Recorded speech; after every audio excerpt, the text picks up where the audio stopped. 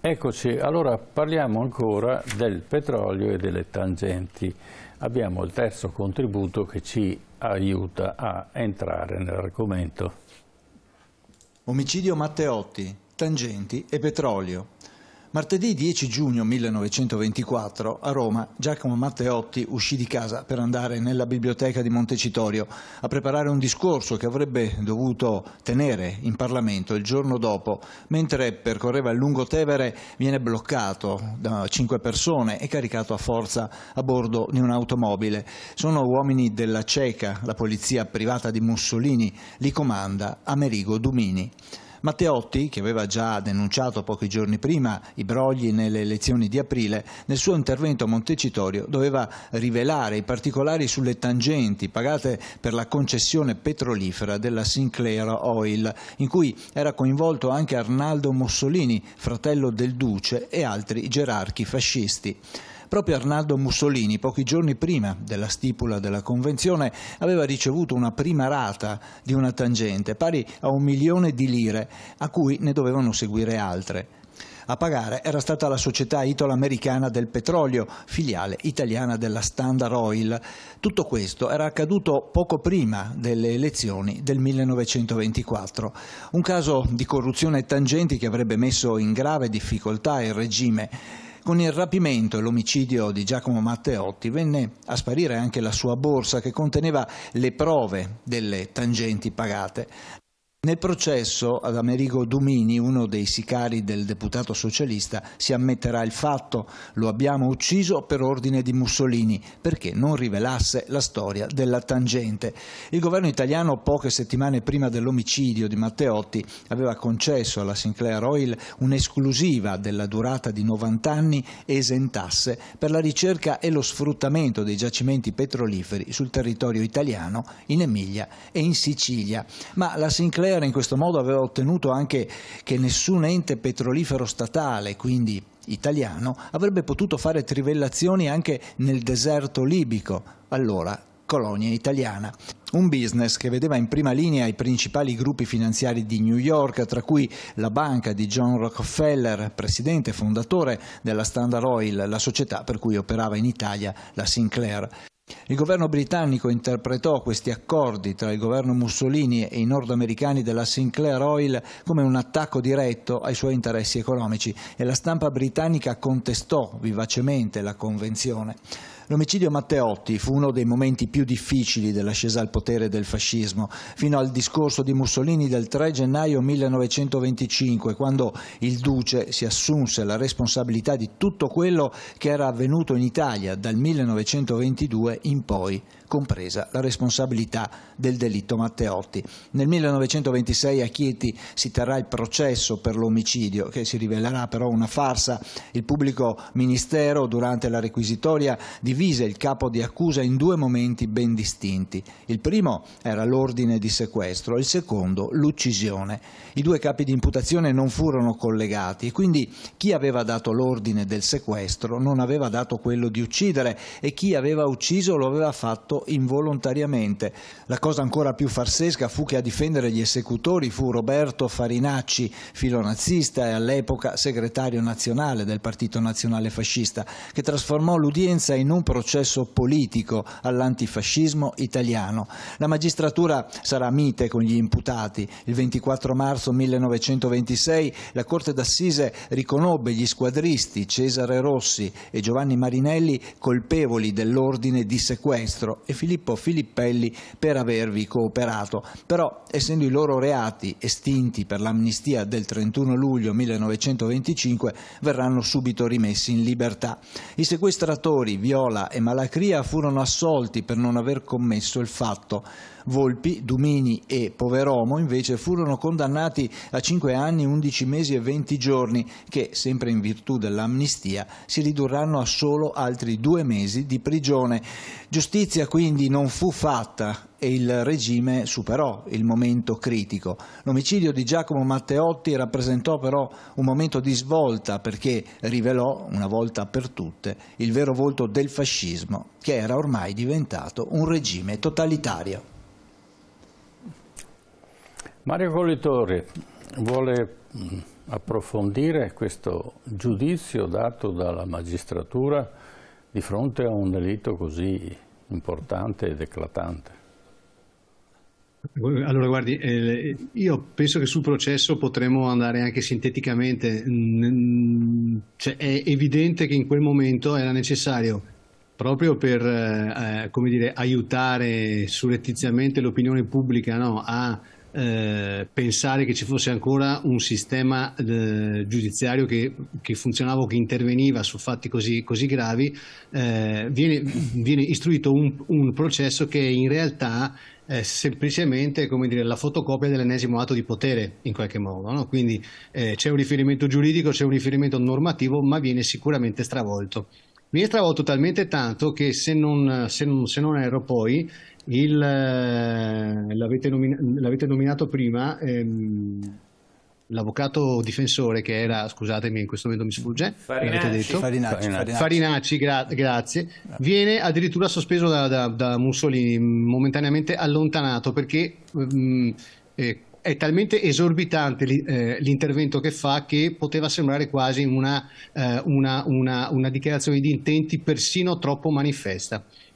Io sul processo molto altro francamente non direi, nel senso che è ovvio che li fingono di condannarli e poi lentamente vengono, come dire, tutti quanti riammessi negli anni nella cosiddetta società civile, anzi società fascista a questo punto compiutamente tale.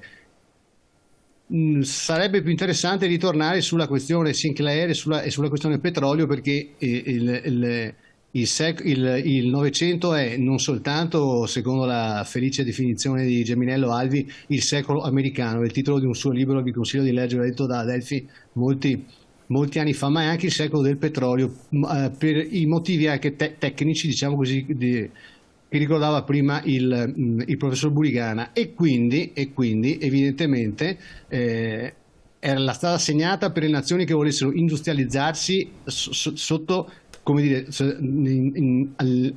all'interno di un percorso che poi li avrebbe portati alla ricchezza naturalmente e alla necessità però anche di sfruttare continuamente tutti i giacimenti esistenti. Non credo che l'Italia abbia mai, questo l'ha dimostrato anche tutto il lavoro che ha fatto Mattei, abbia mai avuto davvero questa importanza dal punto di vista dei giacimenti di petrolio, ma comunque all'interno di quel perimetro di instabilità di cui di nuovo parlava prima il professor Burigana, effettivamente metterci le mani in anticipo su eventuali concessioni petrolifere avrebbe potuto sicuramente aiutare l'insediamento non soltanto industriale ma anche, come dire, politico degli americani, che poi dopo la seconda guerra mondiale in Italia si insedieranno, come dire, fra virgolette, definitivamente. Ecco, questo è un po' il quadro che mi sento di proporre io, al di là della questione processo che naturalmente appunto lascia il tempo che trova e che casomai non fa altro che infierire ulteriormente su quel tragico eccidio, su quell'omicidio indescrivibile, insomma, che è stato quello dell'onorevole Matteotti. Quindi, professor Burigana, abbiamo un delitto per l'energia. Finita la prima guerra mondiale abbiamo il primo, diciamo, omicidio per le fonti energetiche e per naturalmente tutti i denari che scorrono sotto, compreso il ereditario Vittorio Emanuele III. Prego. Sì. Se devo ritornare sull'aspetto tecnico, noi pensiamo in effetti al discorso estrazione, come ho detto anch'io, però si creava un contatto per la distribuzione del petrolio e poi per la raffinazione. L'Italia diventerà molto più avanti, però uno dei paesi importanti per la raffinazione. E qualche anno più tardi, non pochi, qualche anno più tardi, quando l'Italia sarà sottoposta alle sanzioni, però in versione leggera da parte della Società delle Nazioni per l'aggressione italiana all'Etiopia, gli Stati Uniti non parteciperanno perché sono fuori. e poi anche l'Unione Sovietica, e il petrolio verrà escluso, quello grezzo, dalle sanzioni, quando Stati Uniti e Unione Sovietica sono i primi fornitori dell'Italia. Quindi questo intervento, no, di questa consorella della Standard Oil non è così secondario, è un intervento importante, come anche il networking attivato dalle compagnie petrolifere statunitensi. Ci sono episodi, per chi li conosce, anche in Francia e in Gran Bretagna, dove noi le chiamiamo tangenti. Sì, all'epoca ci sarebbe stata una denuncia. La questione triste però è che a questo tipo di regali il sistema era abituato. Anche negli Stati Uniti vi sarebbe stato poi un processo, una ricaduta, però sarebbe stata un po' una prima, diciamo, denuncia di questo. E detto questo, però, la cosa anche importante, siamo nel 24, 26, per esempio i socialisti tedeschi condanneranno sulla stampa la collaborazione tra l'Unione Sovietica e la Repubblica di Weimar per la produzione degli armamenti che erano vietati alla Germania. È un altro esempio di un networking che c'era in quel momento fra i socialisti in Europa e che avvalora in effetti l'idea che Matteotti avrebbe dovuto poi parlare e denunciare questo. Però ripeto, in una società in cui quanto questo veniva visto in modo anormale. Questo è un po', io penso al caso francese, anche a come operarono già sulla metà degli anni 20, riprese le relazioni diplomatiche, i sovietici per vendere alla marina francese il petrolio. Ci sono documenti su alcuni di questi regali, addirittura inviati dalla neonata Unione Sovietica. Certo. Quindi era una pratica abituale. Ci ho detto, la denuncia doveva essere poi una denuncia forte, politica, e dal punto di vista però internazionale c'è anche questo a dire: il delitto Matteotti ebbe delle ricadute di stampa. Se si pensa alla Francia, in quel momento anche alla Gran Bretagna con i laboristi al potere, e alla stessa Repubblica di Weimar. A un anno da quello che era considerato la crisi di Corfù del 23, il primo successo della diplomazia fascista. Quindi effettivamente il delitto Matteotti ha rappresentato una svolta importante. Secondo me però in un'accelerazione di quello che sarebbe diventato il regime fascista. Ripeto, c'era una radice culturale nella quale si ritrovavano molti italiani, quindi il richiamo, no? La differenza uomo-donna, il richiamo della forza, l'idea di dover imporre le proprie ragioni con la violenza. Questa volta non cito un volume, però io lo devo citare. Cioè, Certo.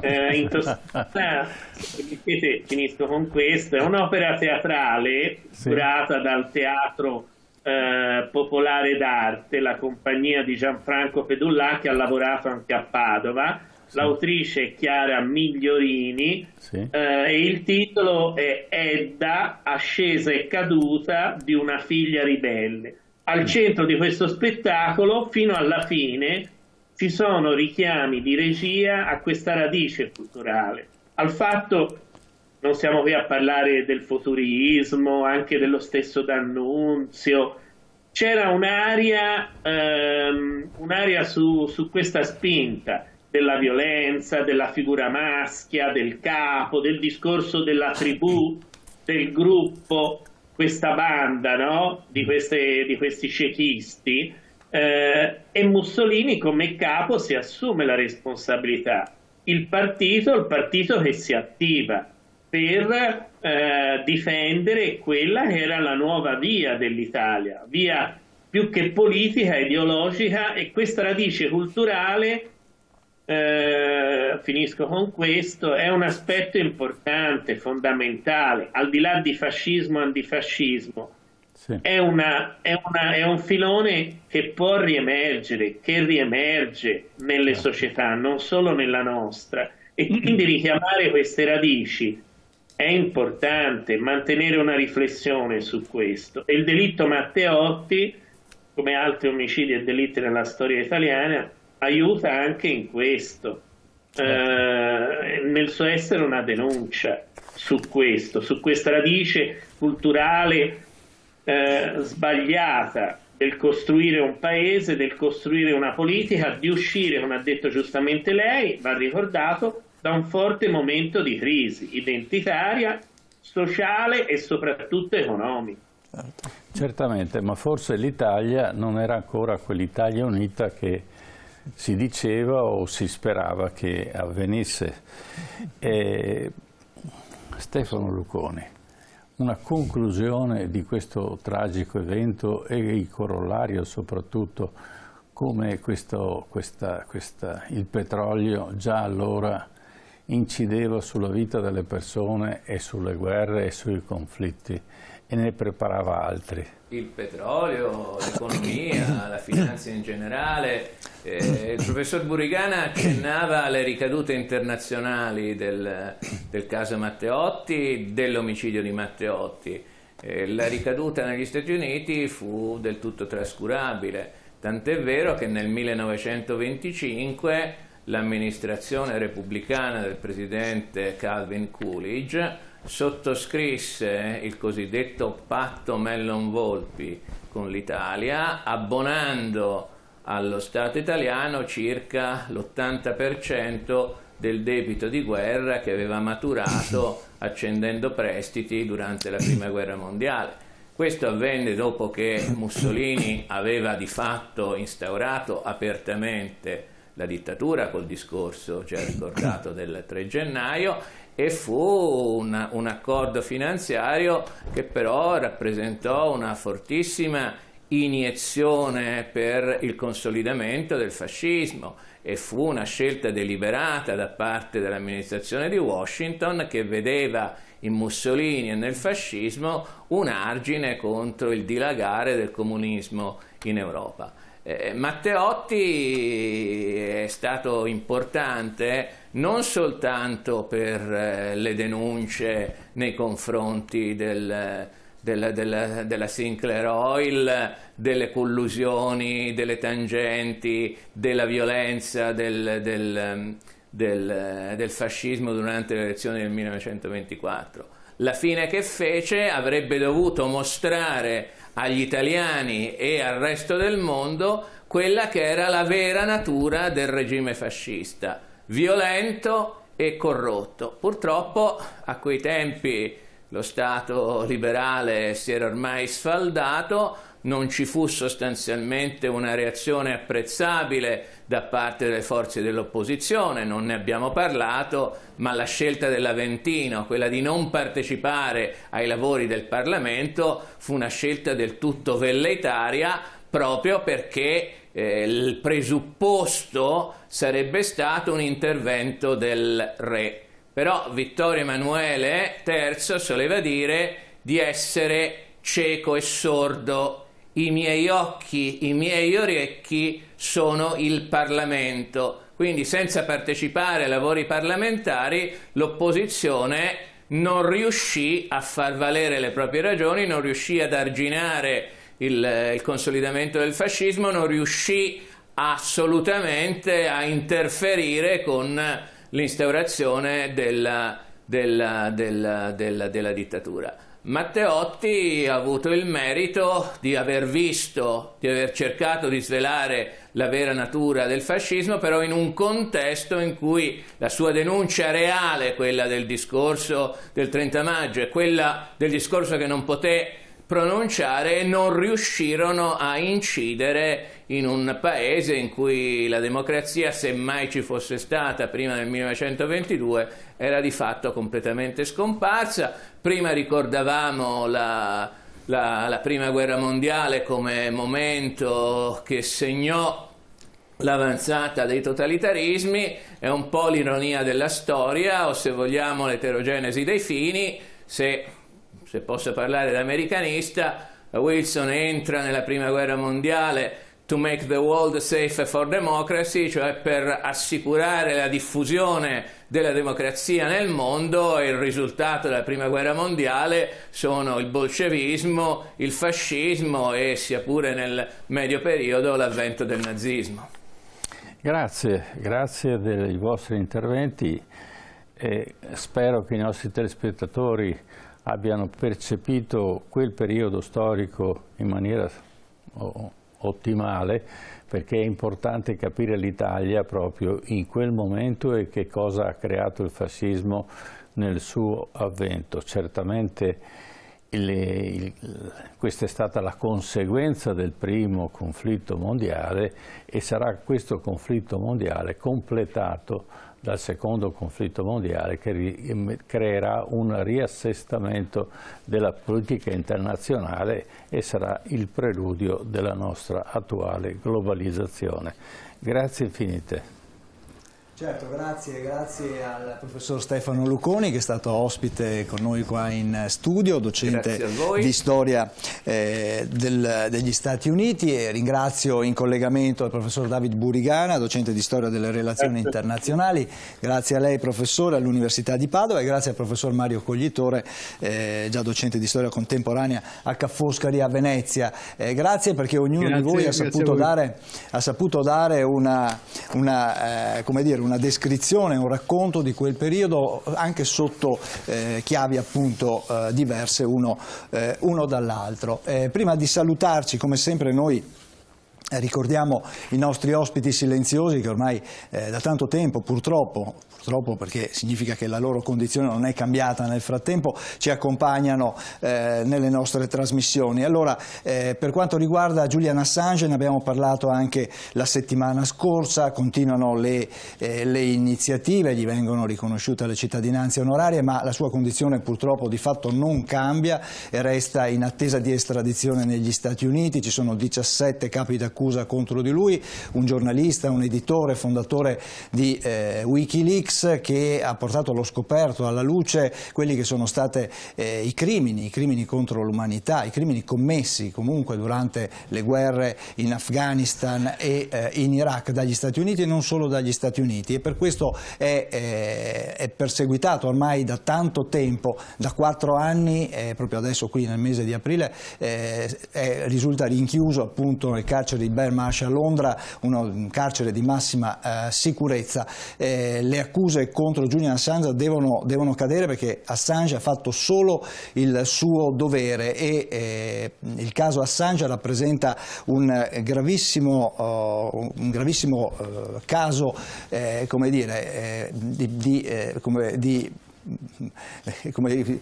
in cui si cerca di mettere a tacere l'informazione, forse si cerca di colpirne uno per educarne 100, no? Come si usa dire, però Assange non ha fatto altro che il suo dovere di giornalista, e per questo continuiamo a ribadire che deve essere, le accuse contro di lui devono cadere. Per quanto riguarda gli altri, allora Aung San Suu Kyi, premio Nobel per la pace, lo ricordiamo, ormai vari anni fa, anche lei resta sotto inchiesta. La giunta militare golpista, che è al potere dal febbraio del 2021 in Birmania, ha ufficialmente sciolto proprio in questi giorni la Lega Nazionale per la Democrazia, cioè il partito della leader democratica che è in carcere. Questo alla vigilia delle promesse nuove elezioni, che però si terranno tra alcuni mesi, visto che il regime anche in questo caso ha prorogato ulteriormente lo stato di emergenza, e quindi le elezioni si terranno più avanti. Anche per lei ricordiamo condannata fino a questo momento a 33 anni di carcere, chiediamo che sia fatta giustizia. Ricordiamo che si è battuta per anni per i diritti umani in Birmania e per questo è stata anche lei perseguitata. E poi Patrick Zaki, lo studente egiziano, ormai siamo all'ennesimo rinvio, bisognerà aspettare il 9 di maggio per l'ennesima udienza, una vicenda giudiziaria che è veramente senza fine, una persecuzione anche questa, anche per lui appunto auspichiamo se non altro che la giustizia in Egitto faccia il suo corso e che lo possa assolvere e liberare. E infine Narges Mohammadi, la giornalista iraniana, anche lei si batte senza se e senza ma per i diritti umani in Iran, e anche lei è perseguitata, è rinchiusa e è stata sottoposta anche a delle violenze fisiche, ma anche all'interno del carcere continua la sua battaglia facendo uscire anche delle testimonianze di quello che avviene all'interno delle carceri iraniane. Sono tutte figure, persone che vengono perseguitate, cui vengono negati i diritti elementari non per motivi politici, ideologici o quant'altro, ma proprio per una questione di, come si dice, sono delle persone che sono perseguitate per, come li possiamo definire, Armando? Perché il potere, diciamo, non vuole questi personaggi, quindi certe storie non possono emergere e quindi il potere si sta difendendo, si difende male e mette in discussione quello che sono i principi di una democrazia e scopre quelli che sono i suoi trucchi nel mondo della finanza, perché naturalmente questi espongono determinate situazioni, perché le guerre e queste persecuzioni alla fine incidono su quello che è il mondo finanziario, e il mondo finanziario è quello che scatena le guerre, i conflitti e le persecuzioni. Certo. È sempre il denaro. Una volta nel Medioevo lo chiamavano lo sterco del diavolo e forse avevano un po' di ragione. Certo, certo. Bene, grazie ancora allora agli ospiti che ci hanno aiutato questa sera a raccontare la storia dell'omicidio Matteotti. Noi ci fermiamo qui, grazie ai telespettatori che ci hanno seguito e vi diamo appuntamento a venerdì prossimo alle ore 21. Buonanotte a tutti.